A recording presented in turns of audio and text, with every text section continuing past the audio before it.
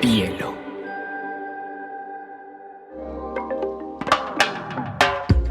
Digital art is where art and technology merges. An artist today, if they sell a piece of art in a gallery, 50% goes to the artist. And then if that collector resells that piece, that artist never sees revenue again. Digital art being the best market fit for NFTs. NFTropico. On today's episode, we have with us Jeremy Levitan. Jeremy comes from Dewdrops. Dewdrops is one of these amazing projects that actually is bringing NFTs to a bunch of new people. How Dewdrops works is you actually buy NFTs through SMS. So there you go. On today's episode, we're going to be speaking about the intersection of digital art, NFTs, and everything consumer-based. Today's episode covers a topic that's very close to my heart, and that's the actual owning and collecting of digital art, owning a piece of human history, like a statement that states, I was here, I lived, and this is what I loved and believed in. So enjoy it.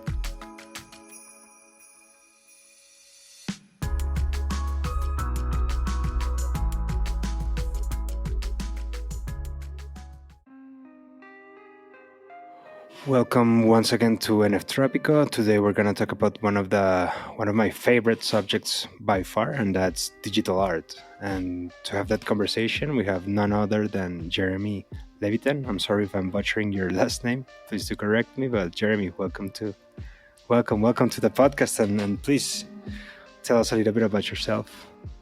So first of all, thank you for having me. Pleasure to be here. I run a company called Dewdrops.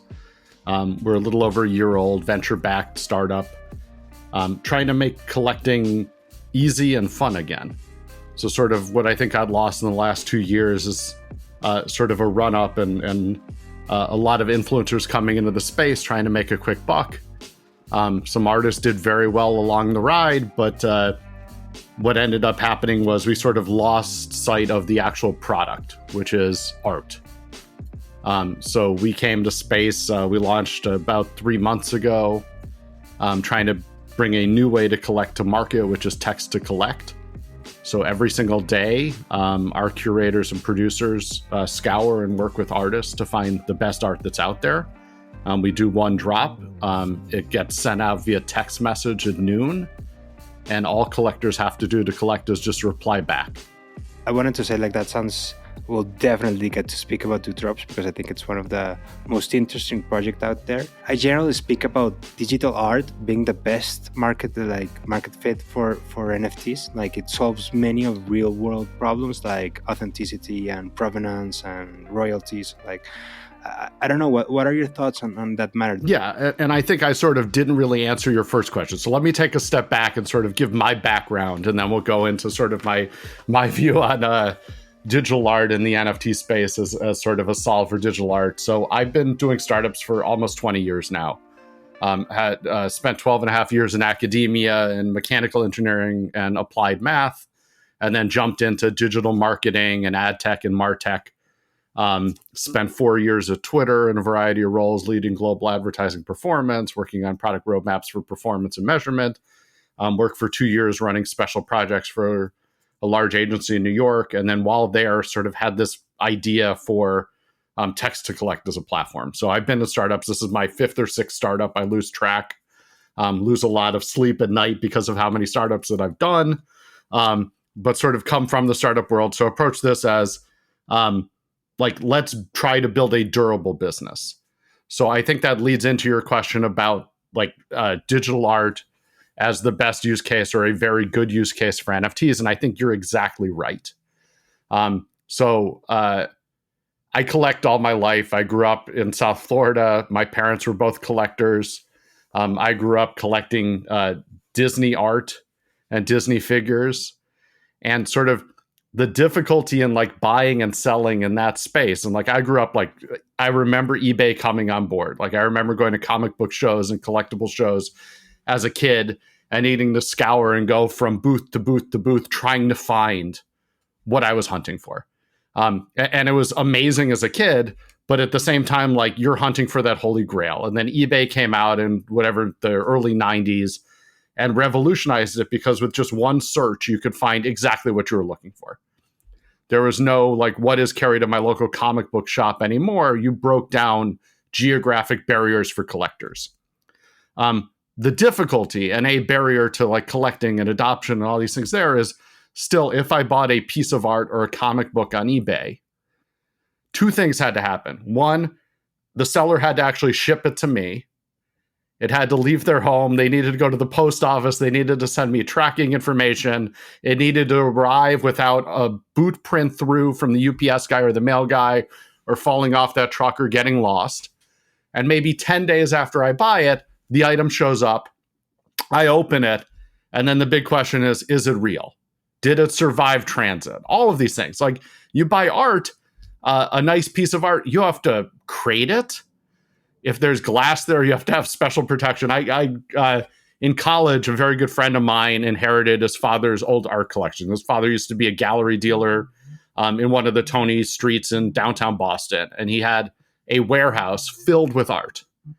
And it was just like a giant storage warehouse, probably 10,000 square foot. And we were selling these pieces on eBay. And 1 out of every 10 pieces, I would crate this. I was trained as a mechanical engineer. I used to work in a machine shop. I knew how to build a crate that would survive UPS shipping. 1 out of 10 of them, invariably, we would get a call that there was like a foot through the entire crate. And that piece that we knew was authentic because we were a gallery standing behind it, that's the world of physical art. When we go to NFTs, all of the stuff you highlighted is exactly right. I know who the artist is. I can look at the contract and see who it was created by. I can look at provenance and see how many different wallets or collectors it's jumped through. And most importantly, I think what was interesting up until the last few months, when there was liquidity and transaction volume happening in the market, if I wanted to sell a piece, I could sell it, and it immediately, as soon as the Ethereum transaction completes and writes to the blockchain, that piece is transferred and there is a new owner. I don't have to take it down to UPS. I don't have to take it down to the post office. I don't have to crate it. It is definitely going to get where it's supposed to be. And that's interesting. And then the other dynamic that happened in the space, as everybody knows, is an artist today, if they sell a piece of art in a gallery, 50% of the sales price goes to the gallery, 50% goes to the artist.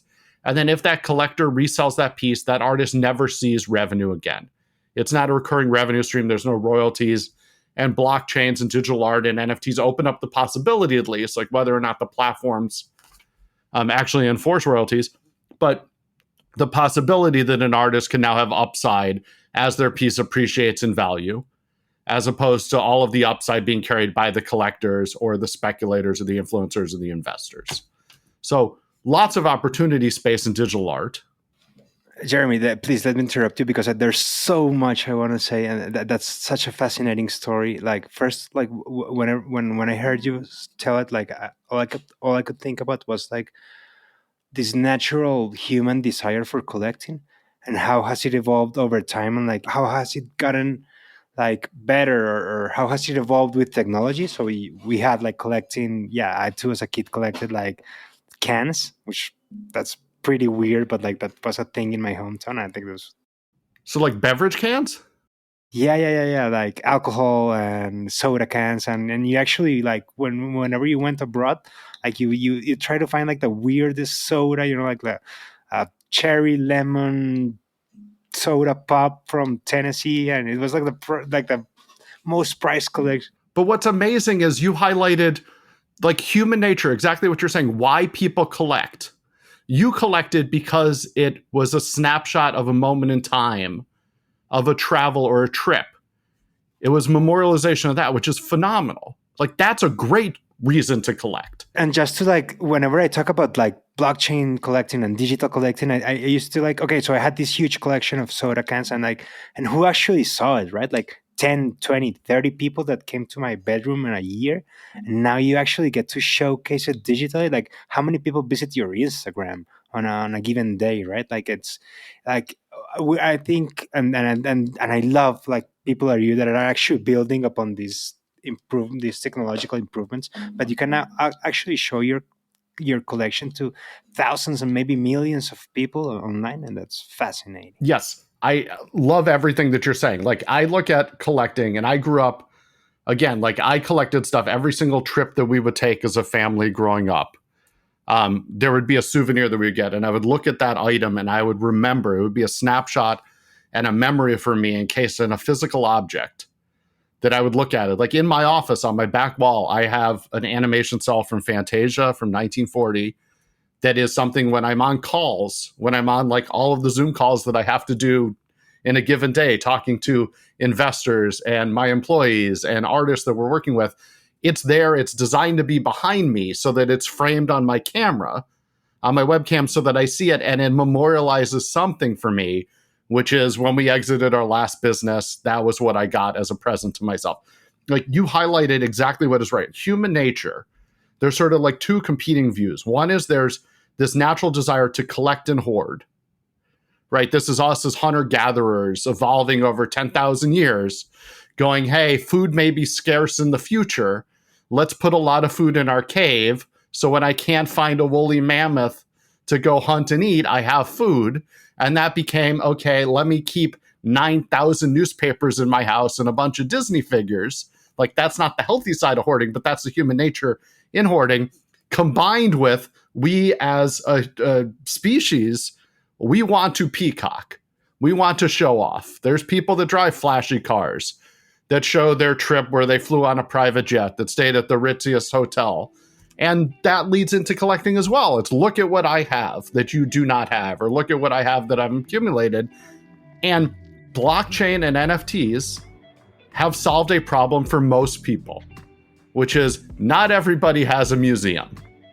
So you with your cans, where 30 people are coming to your house, you and I probably, like I'm in the same boat. I do not have the luxury that I have a museum and infinite wealth and can show all of the art that I've collected and all the things that I've collected. But digitally, I can share my wallet with somebody. I can share my profile on Dewdrops, and thousands of people can look at something without jeopardizing bringing somebody in my house, without worrying about, do I have insurance if somebody trips and falls in my house, without needing to staff a desk for admission at a museum. Like, it solves a lot of things, but it feeds into our human nature and our natural evolution to hoard and to showcase and to peacock. There's this especially masculine desire to peacock, and he goes like, and he shows like pirates and kings and Renaissance kings and like Louis the Fifth, and like what happened to us. We used to be so like, we used to take every possible space we got to showcase how special and how our identity. And I think that's something that was beautiful with NFTs. I'm thinking we're bound to see it again sometime, but yeah, that's I haven't thought about it, and that's fascinating. Yeah, so much of our digital identity the last 2 years, if you look at like NFT Twitter, became Twitter when they launched Twitter Blue and allowing you to have the octagonal image if you collected your wallet, became this identity where we went from having no digital identities in the 1980s to 1990s. I remember my first email address at like AOL.com.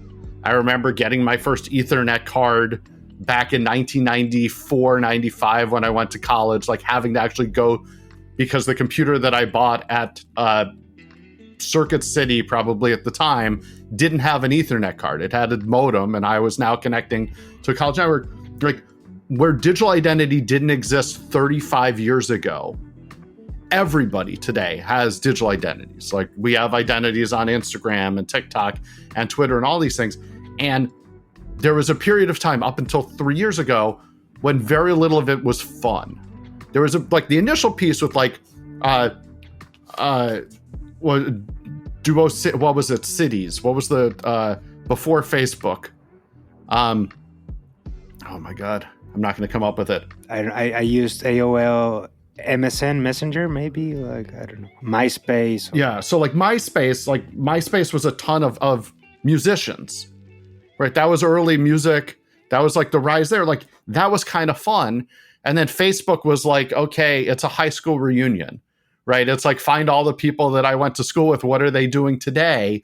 But it's photos of like my nieces and my nephews and my aunts and uncles. It's like, it's fantastic to see it and have that connectivity. But Twitter Blue and the ability to connect an NFT wallet finally open up that people could reclaim their digital identity and make it fun again. Not everything is like a staged like a LinkedIn photo. It shouldn't be. Yeah, and it's not like the you that like there's so many like versions of us, right? Like we have the LinkedIn version of us, and we have the Instagram version of us, and they're supposed to be different, and that's fun, right? And for one joyous summer, we got to be like the most fun version of us, and that's why crypto Twitter was so fun, and everyone was having a good time, and memes all around, and right.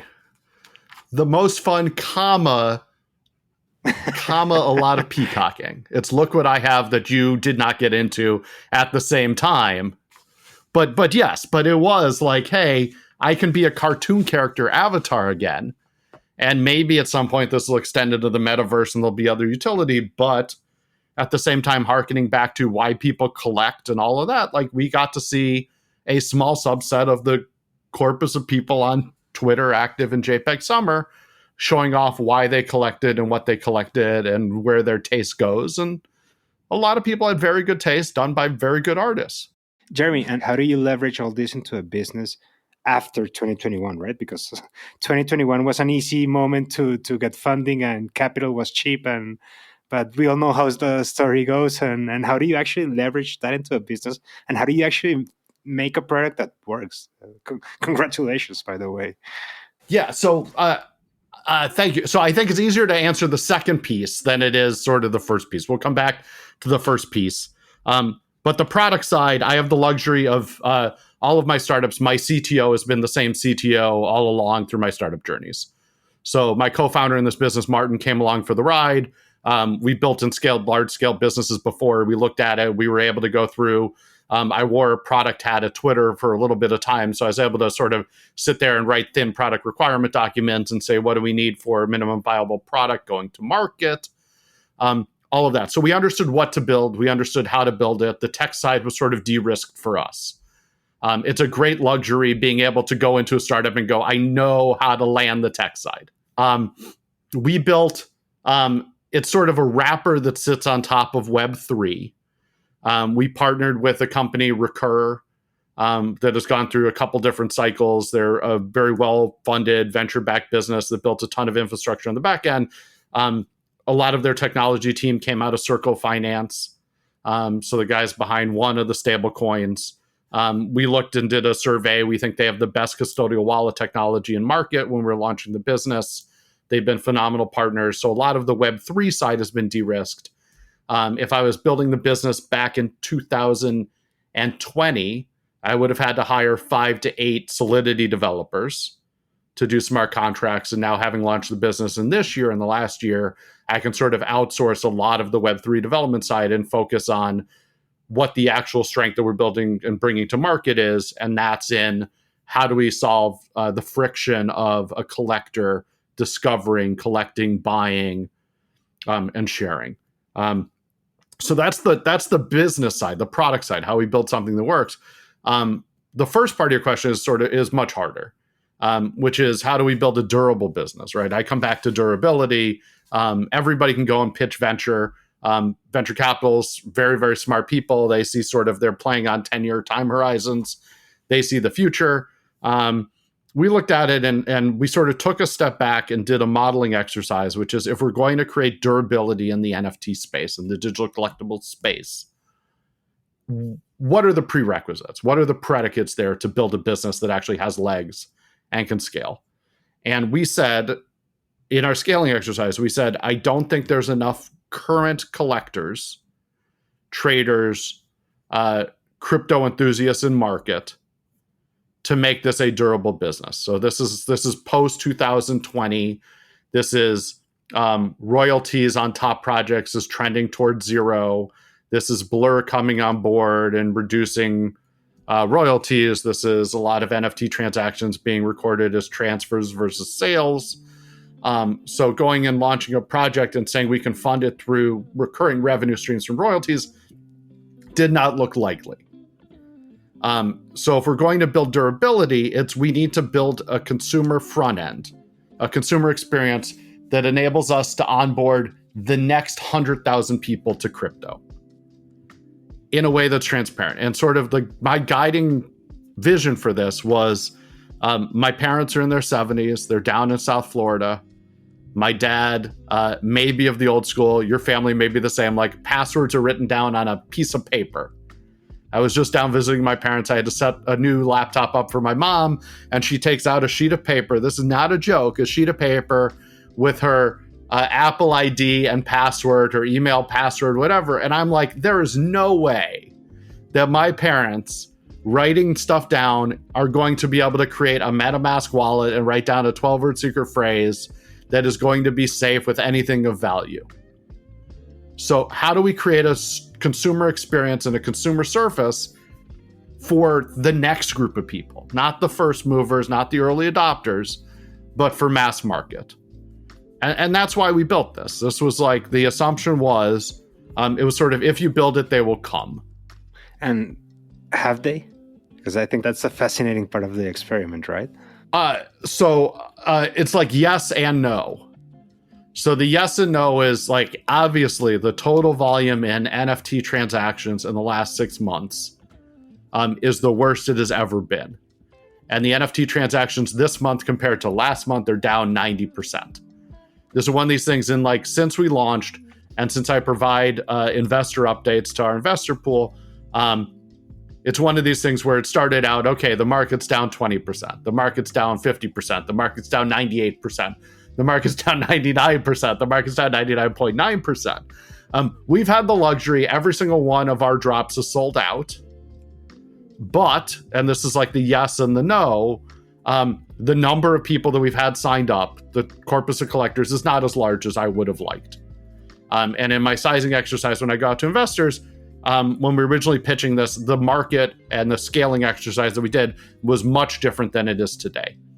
I think sort of the prevailing theory is there's not new dollars coming into market yet. And with it being sort of like crypto winter and the worst bear market that we've seen, certainly since digital collectibles have come out, it's certainly not the worst bear market in crypto ever, but it's reminiscent of the previous two bear markets. Businesses that rely on net new customer acquisitions are definitely challenged. My business is definitely challenged on a daily basis, combined with, like, and I have the luxury of speaking from this because I spent 4 years at Twitter, like, the standard way that I would have promoted the business a year ago is you create a Twitter handle, you talk about something, it gets significant resonance in social and organic social, gets reach. That doesn't happen now. So getting out in front of net new consumers, it's tough. TikTok is still not a great marketing surface for digital collectibles and NFTs.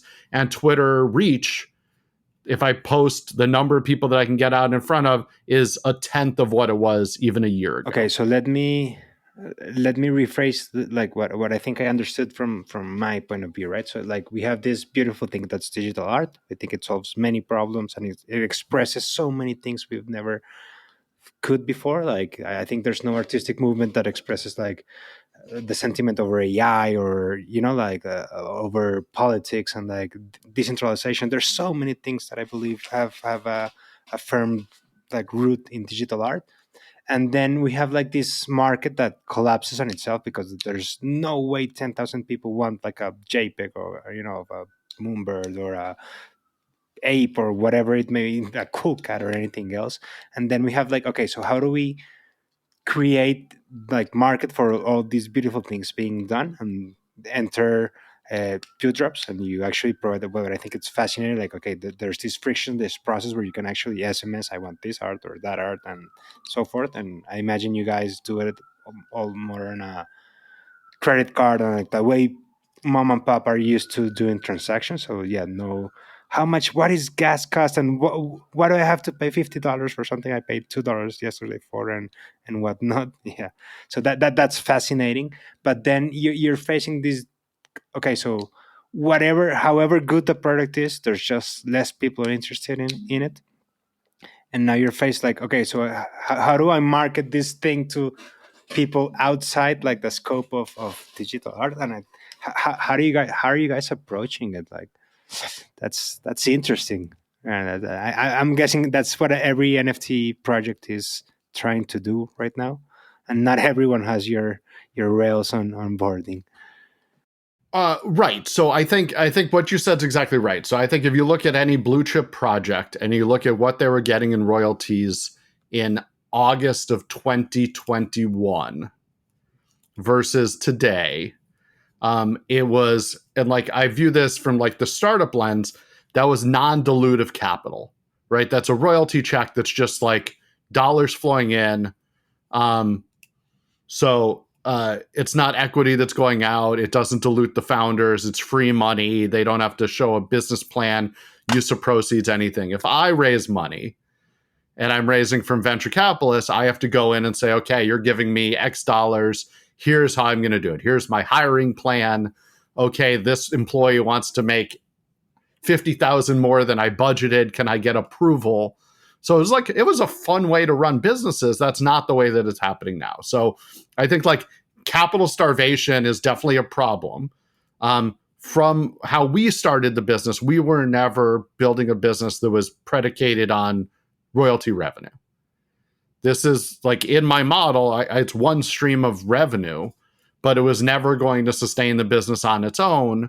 But all of these other headwinds, sort of like the market collapse, or the bear market, the degradation of organic reach on social platforms. This all just makes onboarding, finding net new customers, cost of acquisition harder and harder and harder. So the challenge for us is there's NFTs, which are a phenomenal use case for digital collectibles. Like let's enshrine all of the artist information and provenance and creation and number of things that are minted to the blockchain. That's phenomenal. Are there other applications of digital collectibles that may have more market reach today that allow us to continue to develop the technology? And that's what we're looking at the same time. So we are 100% committed to the NFT use case. And where I challenge my team today is, are there other things that look analogous, that are the same sort of text to collect modality, that not everything, like this is the same argument people had 10 years ago, as blockchain stuff was emerging, which is not everything needs to be written to the blockchain. So you highlighted a couple things there. So one is a Damien Hirst, the currency NFT, where it's like a blue chip artist probably should be written to the blockchain. An Amber Vittoria edition should be written to the blockchain. If I hire a no-name artist who might be the most amazing talent whatsoever, but they're making a cartoon snail in a generative way, maybe that doesn't necessarily need to be written to the blockchain, but that could be a database entry. So that looks a lot like some other applications on phones, things like stickers in iMessage. It's a similar art product. There's a significant amount of crossover between the corpus of artists that are creating digitally and the ones that would create on contract work before NFTs provided supplemental income or enabled them to completely leave their job and focus on digital art. So we're looking at some of those as fundamentals. Maybe there's a beachhead approach to onboarding 100,000 net new customers into the NFT space by starting with something that's more tractable for them. So it's interesting because everybody goes to museums. There may be people that kick and scream going to museum, but everybody goes to a museum. I was just in New York for NFT NYC, went to MoMA. Phenomenal museum. They have Monets there. $150 million at auction or whatever. $500 million at auction, whatever. Way out of my ability to own. But you go to the gift shop and there's a poster there for $20. And that poster is printed on beautiful paper. It's high quality paper. It's thick. It goes to Monet's foundation to make sure that the colors are right and it matches. It goes to the curators or whatever at the MoMA to make sure everything, the color separation's perfect and the phrasing's right and there's no bleed. Like, that is the best reproduction of that art on a poster that you could ever get, priced at a point that everybody can buy it and put it up on their wall and appreciate it as art. And there's a widespread, a giant spectrum of digital art. Not everything has to be $1 million ringers or $100,000, $150,000 crypto punks. there's a space in the middle where there's editions and things like that, where some of them are inscribed on the blockchain, some of them may not be, but all of them are digital collectibles. All of them should be fun in the way that it's like easy to collect and somebody's happy with what they got, they like the product. And none of collecting is predatory. Like, nobody goes to a baseball card show hunting for a rookie card of their favorite baseball player from 1982 and goes there and goes, oh, I'm going to flip this today for X dollars. They're looking for that because they want to collect it. Like, that's what collecting should be again. I think you touched about something, Jeremy, that's one, I'm fascinated by, and two, I'm super, super bullish on. And I think digital art is the first time we've seen, well, not the first time, but like it's where art and technology merges. So whenever I hear you speak about your background in engineering and actually building crates, and I think about Bera Molnar and all these amazing artists, I don't know, Tyler Hobbs, and like many of them come from an engineer background and like from digital coding background. And I think we're bound to make something beautiful here, because it's not just people who actually feel this need to create stuff that's beautiful and that connects with you, such as Monet and such as like the Monet from the MoMA gift shop, but like actually create the way in which this can be scalable and accessible. Like I envision a future where like everyone can actually own like important art. I know you can actually buy like signed cans that are like, I don't know, 0.05 ETH or whatever. That's not free, but like that's something people can actually afford, right? Yeah, that's amazing.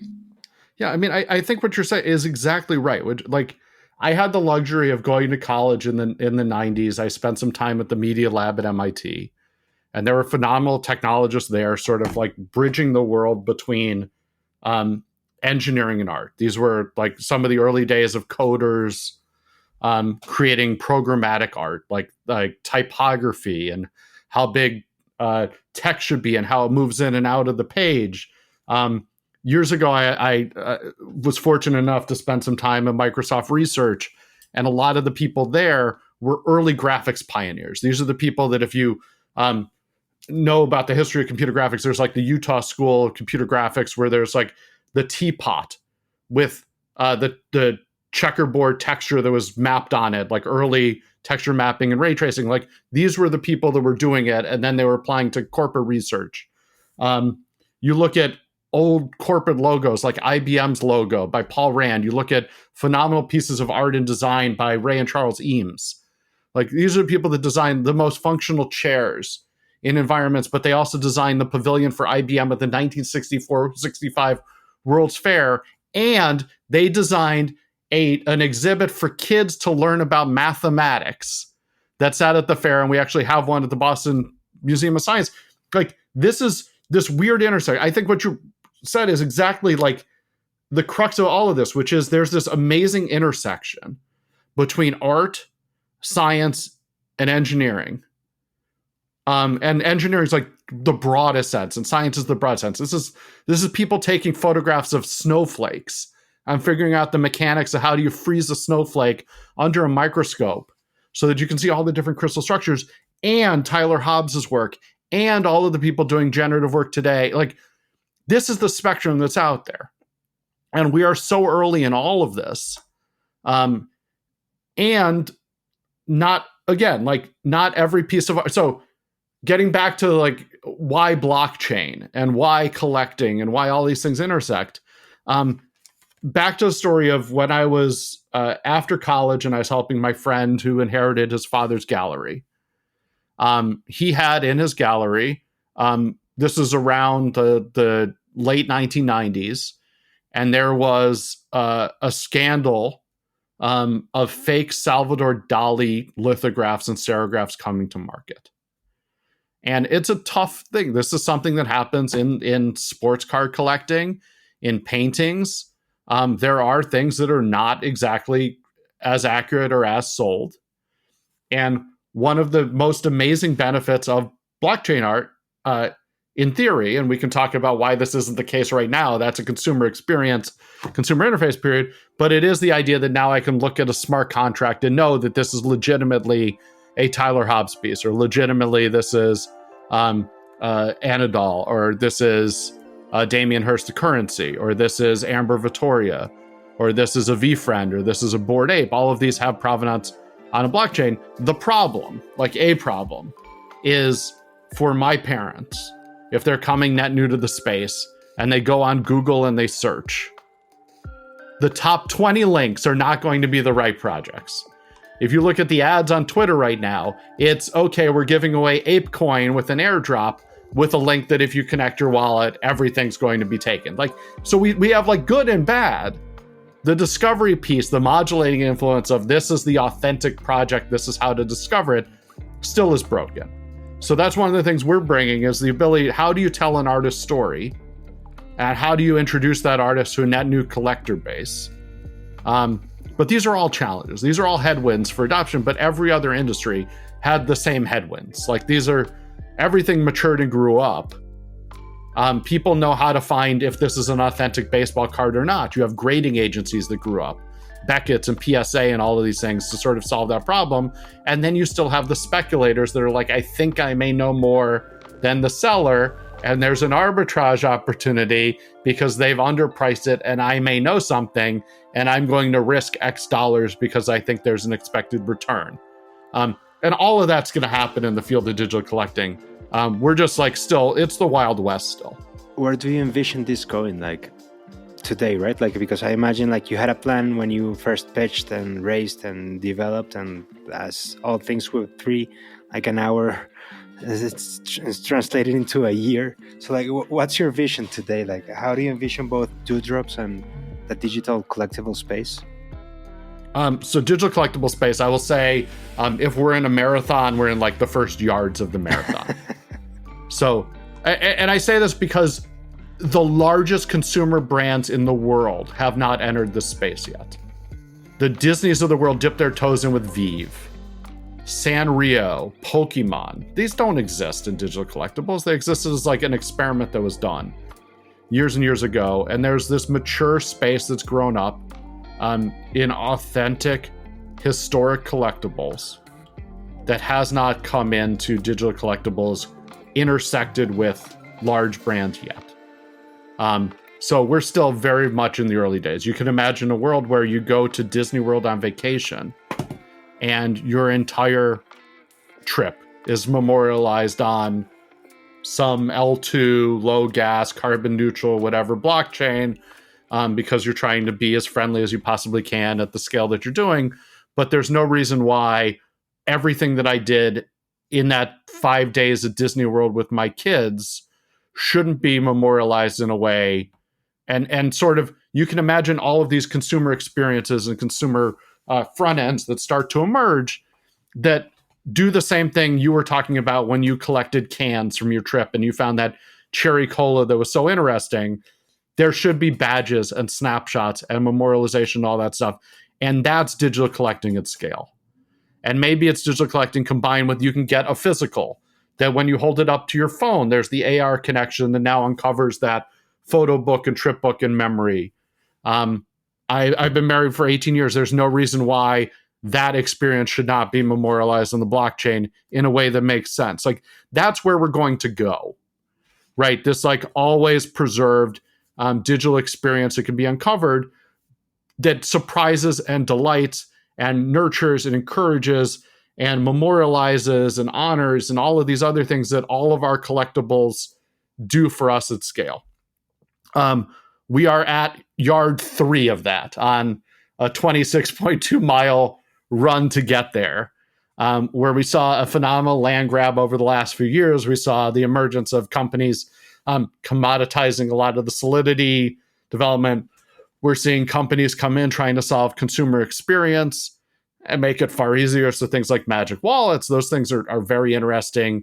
The ability to bring fiat currency in, the ability to reduce transaction costs. Manifold comes in with phenomenal consumer experiences for business to business, for artists to sell to consumers and to collectors. So we're very much in the early days. This is beachhead. This is how do you introduce the concept. I think wave 2 is going to be mass consumer adoption. Like, it's the standard S curve. Like, you may have seen this for all startups. It's like we're on this very early rise, and we're going to see stratospheric adoption, rapid adoption. And these are going to be all of these emerging use cases. This is going to be American Express as a credit card company coming in, and they know when you're at the Patriots game at Gillette Stadium watching the Patriots play, that should be memorialized. And so like all of these things come in, those experiences with physical digital combination, that's going to merge. And then you're going to see actual durable businesses. So we're not at the durable side yet. So what does it mean for my business? We've built a phenomenal consumer experience. We've built text to collect. The technology for it was designed to make it very easy to send out text messages, to run multivariate and large-scale personalization at scale, test things, get real signals. Like my math brain in me always likes to reinforce the idea that a lot of people are stuck on A/B testing, where you have to run a test until you're very, very clear that there's no crossover between two populations. It's like what you would run if you're running a drug test. And I tell my team, we're not building drugs. We're not saving lives. We're selling digital collectibles. If you have a good hypothesis for why consumer behavior is going to favor one version versus another, not everything has to be statistically significant with p-values below 0.01. You could be 50% sure that this is better than this. So it's like the ability to do rapid testing at scale to build consumer experiences that delight people opens up the possibility to do things like digital collectibles and digital art. It does things like digital stickers. It does things like helping companies reach consumers in new waves of loyalty programs that now certain pieces of that get inscribed to a blockchain. It's not the vision of go to your grocery store and everything you buy should be on a public blockchain so that everybody can see that I eat a lot of really bad food for me and not a lot of vegetables. But it should see that I'm a top 1% customer at my local grocery store. That might be interesting. And we're going to see this weird separation where I think the early days were, let's put everything on the blockchain, which makes sense for things like logistics and shipping. It doesn't make sense for record everything you buy. And then it's like, hey, how do I abstract it and find the right granularity to inscribe on the blockchain? And then how do I start to figure out durable consumer experiences and durable value that actually allow businesses to thrive and make money on blockchain? Speechless. I completely agree with everything you say, and you speak from a person who's actually building on that frontier. So yeah, I'll definitely take your word for it, Jeremy. Like, this was fascinating. Really, I enjoyed this conversation so much. Like, I really admire people who are actually building, and you're building to an intersection very close to my heart. So yeah, congratulations. I don't know if there are any closing thoughts you'd want to share, or let us know, like, where can we learn more about Dewdrops? How do we access them if we're from abroad, and so on? Yeah, so we are, so Dewdrops is easy to get to. It's dewdrops.co, dewdrops.co. Sign up flows are live now. We're rapidly working to expand the countries that are supported. There's issues with payments, and then there's also issues with text messaging. So because everything is text to collect, the weird thing, the challenge that I never expected to face building this business, text messaging is very different from like bulk email delivery, is very different from running large-scale Facebook ads for the biggest challenger direct-to-consumer brands. Every single country and every single carrier operate differently. So we're basically playing a game of whack-a-mole going country by country. We support about 10 countries right now. We're working to rapidly expand, but signups are active. We have another drop going out tomorrow. We went through all 9 of our inaugural drops, 100% sellout, which is phenomenal. We just did a drop yesterday, the last of them with Perrin Hadari's art, which is, she's amazing, ambidextrous single line drawer.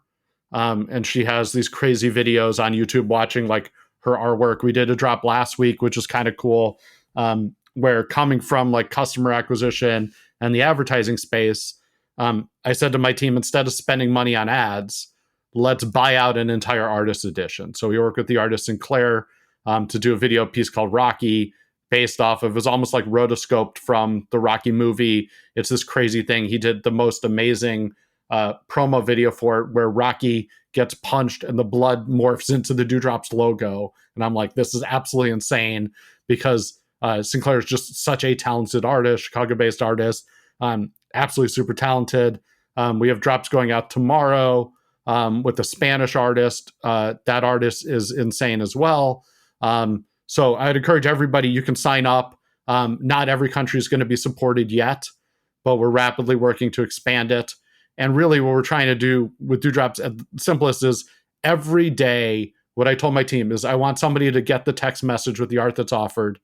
I don't want people to buy every day. That's not durable. Like, we get back to me as wearing my business hat. It's like, you can't just sell to the same person every single day and think you're going to build a business. At some point, that person hopefully will stop buying because they have other things they should be doing with their money. But I want everybody every day when they get that art to open it and smile. I want them to look at it and understand this is like the most amazing digital art that's being created today. And we pride ourselves in offering it at a price point that we think is very approachable, in editions that are the right sized. And we do what we also call fair distribution, which means if there's an edition, tomorrow's edition is 15 pieces at $89 a piece. And if we have more than 15 people try to buy it, we randomly select the 15. There's no racing and gas conditions. There's no first come, first serve. It's open for a 9-hour window. Reply when you have time. Everybody has other obligations. I have kids. I have phone calls throughout the day. Like, we try to make this fun again. You don't want to look at something and go, oh my God, I remember back to JPEG Summer on Twitter, 3 a.m, the drop for Mutant Ape Club from Bored Ape from Yuga, and going at 3 a.m. going like, oh my God, I'm so happy that I'm actually online right now because I can go and click mint. And then 900 other projects coming in with fake URLs trying to steal people's money. That's not what we want to do. We want to, again, like, you look at it when you have time, when your kid goes down for a nap, or when you're going for a walk, whatever it might be. So that's what we're building. I would encourage everybody to come take a look at it. I welcome everybody's feedback. Email me, Jeremy@dewdrops.co. Let's see, like, if you have thoughts on this. We have an artist submission page open as well. We're working internationally. We did a drop 2 weeks ago with a Nigerian artist that was absolutely stellar. Like, some of the most amazing art you've ever seen. That was one where it was the first time we allowed people to collect more than one edition, and the collectors who collected the most editions got a bonus piece. So we wound up having an edition of 3 on top of an edition of 25, which was insane. So phenomenal art. Artist submissions are open. Collectors can sign up today. Would love to hear from everybody that's out there on what they're seeing, what they're loving in digital art, who they're collecting. We have a full-time curator and producer. We'd love to talk to any artists that are out there that are looking for new distribution mechanisms for their art, or how they can uncover and find collectors and bring joy to collectors' hearts as well. Thank you so much, Jeremy, and congratulations and the best of lucks with Dewdrops. I definitely hope to have you back on the show sometime. Appreciate it. Thank you for having me.